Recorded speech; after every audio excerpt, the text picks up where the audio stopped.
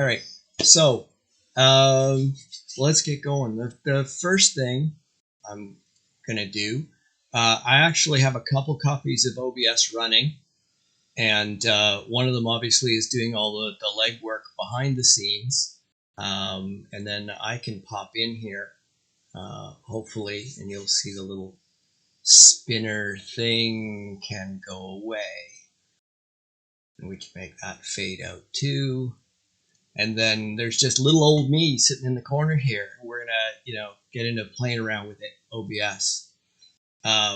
So we'll start with what exactly is it, and what does it do, and how does it fit together. So I'm going to use it to illustrate a couple of these things. The first part to recognize is that all of the streaming apps that we use, whether it's Zoom or Discord or Twitch or any of the above, are all really taking one source, one kind of camera, and broadcasting it to the internet. And when they broadcast it to a streaming service, the streaming service picks up all the frames and stitches them together and saves them on their cloud and does whatever. So when you record in Zoom, it saves on their cloud off in Iceland. And when you record in Twitch, it saves in their cloud in Amazon's headquarters down in Seattle. And if you're going to stream to YouTube, you can send it off to Google's servers in California. Oh, and then there goes my other camera. So I've played around with a bunch of things, and some of the things I've played around with have been built up over time. And part of it is just understanding how OBS puts these pieces together and combines them and then fakes out being a camera, so that all of these services just kind of pick up a camera on your system, but the camera is really not a real camera. It's OBS pretending to be a camera. Let's take a look at kind of the picture of how that might work. So if I do this, I can flip to this screen where I can give you the idea that on your computer, you actually have a piece of software running called the Online Broadcast System. And it creates a scene for you. And that scene, what we do is we've added a virtual camera plugin to the Online Broadcast System. OBS is a free tool. You can download it and install it on your local computer at home. It runs on almost every piece of hardware that we can imagine. It's not really heavyweight. It's used by streamers all over the world. It's very robust. In addition to that, there's an entire community building mods and plugins and support tools for it. And some of these tools are really, really helpful. The most valuable one, though, for us is one called the virtual camera.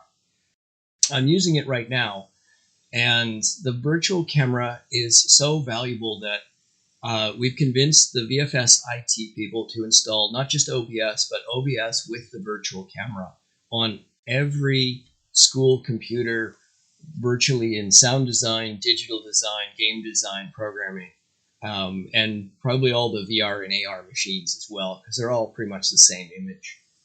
So this can be done from a school computer just as easily as it can be done from your home computer.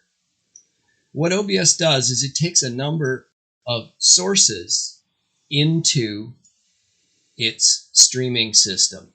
And those sources are all the different kinds of devices on your computer. It could be an application, it could be an entire screen, it could be your webcam, and it can be other devices as well. For me, I have a separate microphone. I have a microphone planted just out of camera view.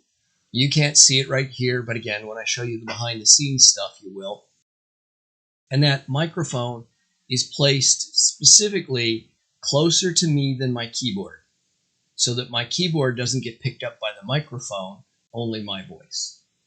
All of these sources get combined together in OBS, and we create these scenes by putting together sources together in a way we want them to work. Every source has a different, every scene has a different set of sources, and you can reuse sources from scene to scene. You make multiple scenes up, things you want to display, like I had that preview screen, and now I have my chalkboard screen.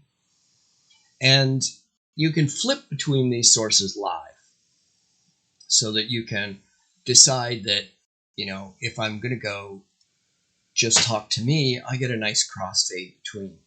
And I'm cutting the background out here with a completely independent tool. If we go back and look at our behind the scenes on how things fit together, we're going to take all of our sources, we're going to bring them into OBS where we're going to create scenes. And for each scene, we're then going to use the virtual camera to output it to either Teams or Zoom or Discord or Twitch or YouTube or whatever you want. At the same time, I actually have my OBS connected up with my YouTube channel. So when I tell it to start streaming, it creates a live stream on YouTube of everything we're doing. That live stream on YouTube is about 2 or 3 seconds delayed. That's a YouTube thing. So we don't have the students watch that directly, but it's a great resource. After the class, I can provide a link in Moodle to my unlisted YouTube video, and they have the full recording of the full session. Now, we usually tell them to go play it back at multiple times speed and stop it at the key critical parts that they want to review. And this seems to work relatively well with students. At the same time as I'm doing that, I can also have OBS recorded onto my local hard drive. The only downside of this is it consumes your local hard drive pretty quickly.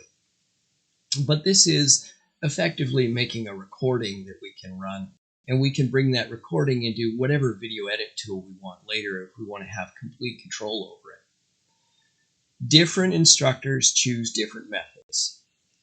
The local recordings, they will work really, really well, really, really fast. We don't rely on big, heavy network streams. The YouTube recordings, you have to make sure you're connected to the internet relatively quickly, and you have to make sure that it doesn't go down during your class. Of course, we kind of need that anyways.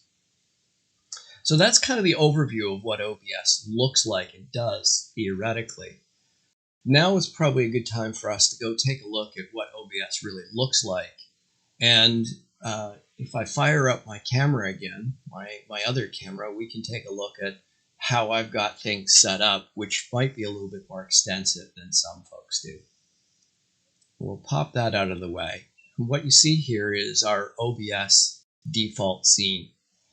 If you fire up OBS for the first time, this is the screen you will see, and it has a few main areas to it. Now, as far as I'm switching back and forth, I'm going to take a look here and see if we can't turn this on.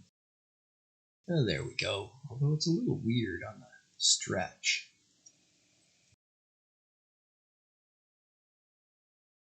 So, as a secondary camera, I have connected up some fancy hardware. And we're going to get the behind the scenes here for a second.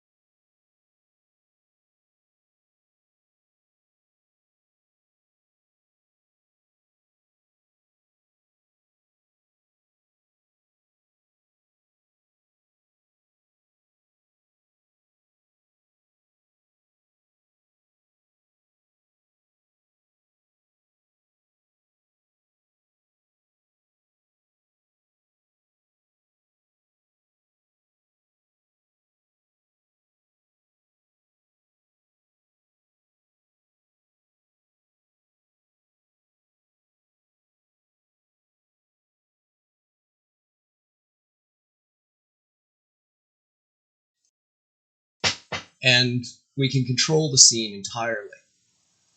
Now, how do I do all of this? Well, all of this is put together with the help of OBS scenes. And OBS scenes start with the OBS interface. So down here, we have our main window or main tools. And in our main tools, we have a preview window, and then I have the main controls for OBS. I have a list of all sources, and I have a list of scenes that I'm going to use. For each of these things, I'm going to have to configure a few bits. So we'll start with the main controls here.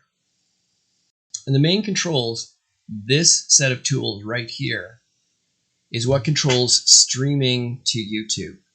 If I click on Manage Broadcast, it brings up a dialog box, and in the settings you can set up your YouTube account and a key to get into your YouTube account so it logs in on your behalf. For this one, I just edit the title, I change the title slide, and then I can turn around and create a broadcast and start streaming. Obviously, I can't do that for my second OBS instance running on this computer because I already have one running.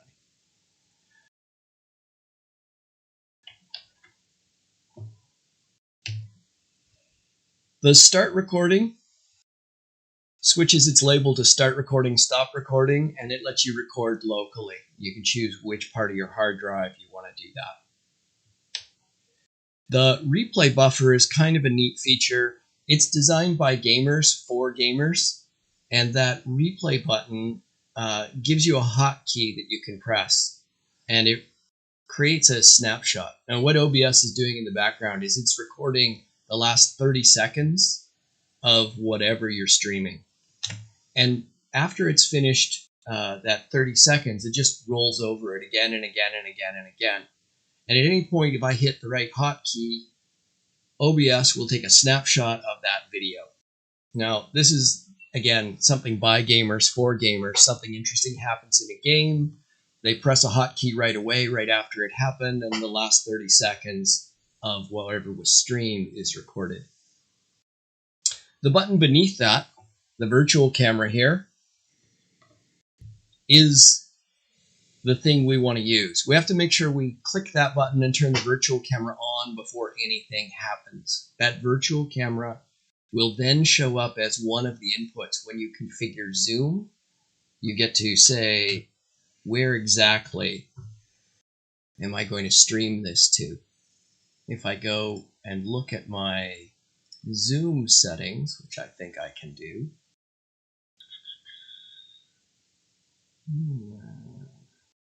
maybe not from while I'm doing it. Oh, there we go. No, you got to do it on the Zoom while it's running. In Discord, I could probably show you as well. Bring up settings. So here in Discord, and you'll see this in most of the applications where it says voice and video, OBS virtual camera is what I'm choosing. So the virtual camera plugin in OBS creates this virtual camera along with all the other cameras on my system. And if you choose the OBS virtual camera, you'll get whatever OBS's output is. All right, now how do we set up these nice kind of scenes? Well, we start by creating a list of sources. You can use the plus and the minus keys here to add sources. And when it gives you this list, you kind of have to pick the thing that's most appropriate for you. Audio input, that's a microphone.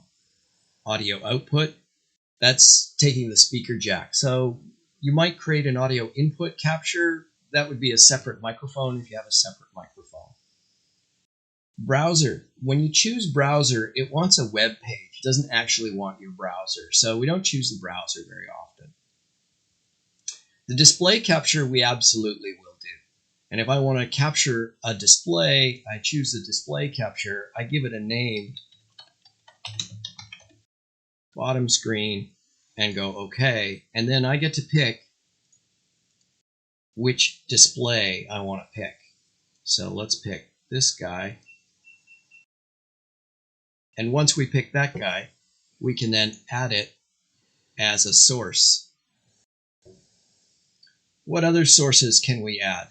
Well, we can add media sources, which are existing videos. We can add text, which is what I did for the titles at our title slide today. We can add video capture devices, which are cameras. So we're probably going to want to add an existing one. Let's not do that. Let's create a video capture.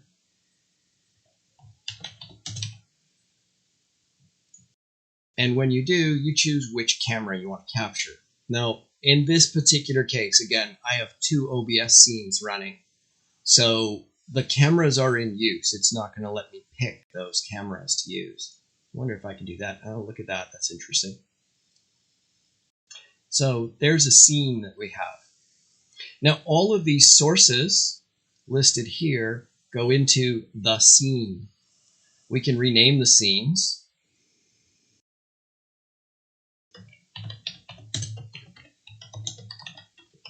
Anything we want.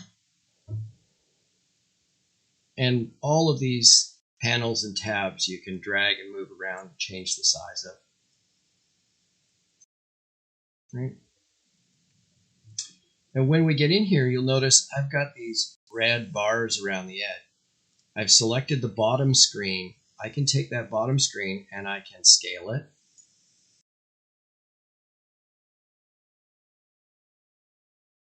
Just like that. I can move different panels around. Here's the camera that's coming from my other OBS setup. Here's the bottom screen that I had, and I can make these things go anywhere I want. I can also choose to layer them. So just like Photoshop has layers, so too OBS has layers. If I want this screen to go above, I just simply push the up-down arrows here, and I get a different layering effect. If I want to crop parts away, I can hold the Alt key down and crop the different sources in. And now I can arrange them as I see I want to make it happen. So using these, we create a collection of scenes. If I want to create a new scene,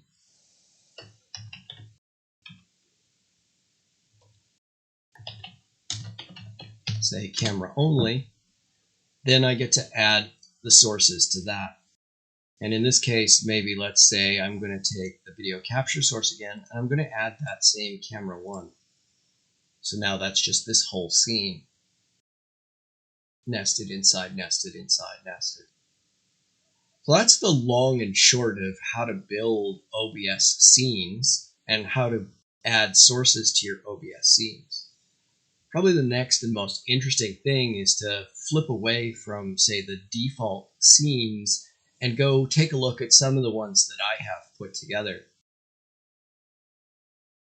OBS gives you the ability to save collections of scenes for different purposes. As you see, I have some base scenes, I have the default scenes, which I'm using for demo purposes here, and I have my VFS scenes. When we look at the VFS scenes, I've got 2 different cameras going on here. And now I can see with these scenes all the different components that I have together. To give you an idea of the kinds of scenes I use, I definitely have a black scene that's just a blank page that's blocking things out. I have a standby scene. I don't stop my YouTube stream when I'm middle of the class. If we take a break, I will mute my microphone, throw this scene up, and walk away. You'll also notice that I don't have a microphone in this scene, and my audio up here is off. So I've preset this scene so I don't have to do anything else, right? All right.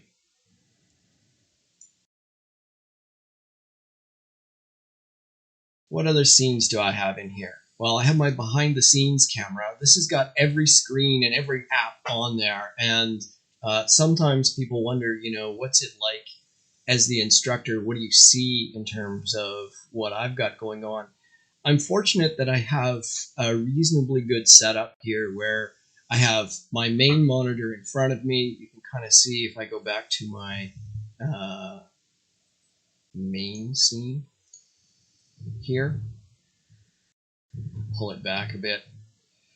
So from the GoPro, you can kind of see I have my main big monitor. I have an old monitor mounted on a post up above, and when I'm running things, there's a better view. When I'm running things, the top monitor, I typically have all the OBS, Zoom, chat stuff open so that it's not in the way of what I'm teaching. My main monitor is generally what I'm teaching from, and I quite often have multiple things up there.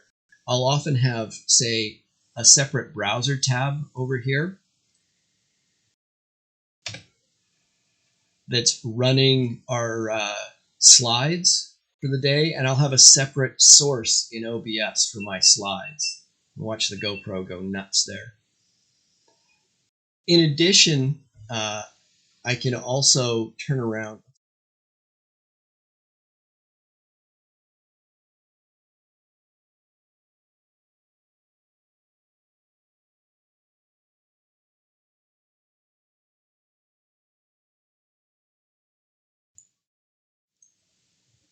Oh, there we go.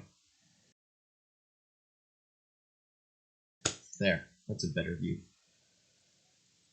In addition, I usually run a couple editors. We're teaching programming, so sometimes we have to share the editor. And one of the things we found is that it's really blurry when you try and screen share it. There's my GoPro cutting out. So what we do is we use Visual Studio Code and Visual Studio, and they have a live share capability independent of our streaming solution.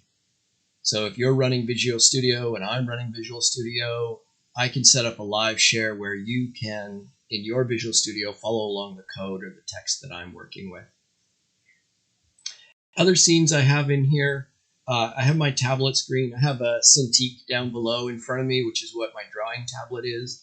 I find that's very helpful for diagramming things for people to understand big picture.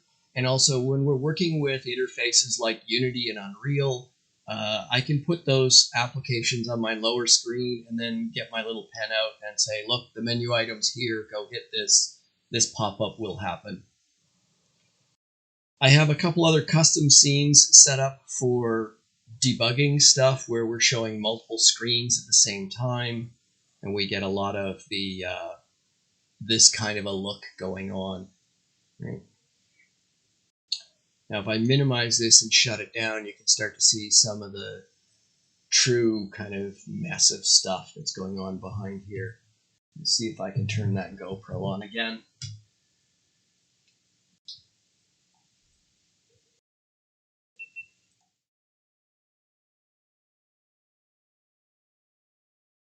It's pretty cool.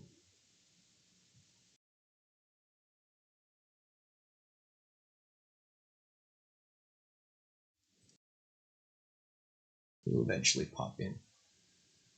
All right. It'll show up there in a sec once it kind of turns itself back into working mode. I don't use the GoPro day in, day out because it's one of those things that, you know, it tends to flip on and off as you work with it. The last thing I should share with you is you'll notice I'm nicely cut out on the background here. And part of the way we cut that out is we actually use a tool called NVIDIA Broadcast. Now, this tool only works if you have an RTX-based video card. And an RTX are the modern video cards for gaming that NVIDIA produces. Unfortunately, they start with numbers like 3060 and they progress up to a 3090. This is a hardware card for gaming. And these cards typically run in the price range from about $900 to a couple $1,000 for just the video card. Every VFS computer has an RTX 3060 in it, which is the lowest end card. The interesting part is that because of this hardware, NVIDIA has a tool, and in the video card it does the background cropping, background removal. I have a very messy office behind me, and I typically don't like people distracted looking at what's going on behind Scott. So I use this tool to help crop the background away. It's also the tool that does the blur. It controls the amount of blur. Or I can turn the blur right down so you can see kind of what's going on back there. And on top of that, it has a couple other tools. It has an auto framing feature. You know, if you really like your close-ups, it doesn't matter what I do or how I turn, it will automatically try and crop in on me and move the camera to put me back in the middle. So this is all done by my video card. And every computer at VFS has this software installed on it. That NVIDIA broadcast can do this. And you can make the NVIDIA broadcast, instead of your webcam, one of the sources in OBS. So when I'm teaching, I typically remove the background, turn off the auto zoom because it's distracting, make that a source in OBS, and then I can add it to my scenes. I'll do the infinite screen thing by bringing my OBS down here.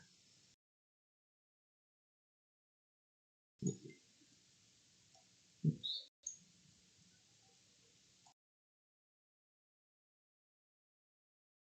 There we go. So that's one of the things you can do. NVIDIA Broadcast also has a microphone section. I don't really use it that much. It's basically noise cancellation. And it has a speaker section. You can get it to do some audio acoustic effects. And again, I don't use that as a source. I just use this NVIDIA Broadcast for the background cropping. If you don't have an NVIDIA RTX-based video card, that's fine. OBS has a plugin that does almost as good as this, and that plugin can be downloaded from the OBS forums. So we use this NVIDIA broadcast to make ourselves disappear from the scene. Slide that over there. We get this collection that we can go. I'm running my virtual camera. I'm going to leave the stream running right up until the very end. And we can put our OBS scenes together, which now replaces the camera in all our applications. And once you set up Zoom and Discord and Twitch and anything else like Teams that you're going to use the OBS virtual camera by default, you will be able to use this kind of a system to put your classes together. So that's kind of the long and short of putting together our virtual broadcast and how we put it together to make sure that you can deliver nice content just by clicking a few buttons here. Again, having a second screen is really key to making that work. Cool? Yeah, that's so cool.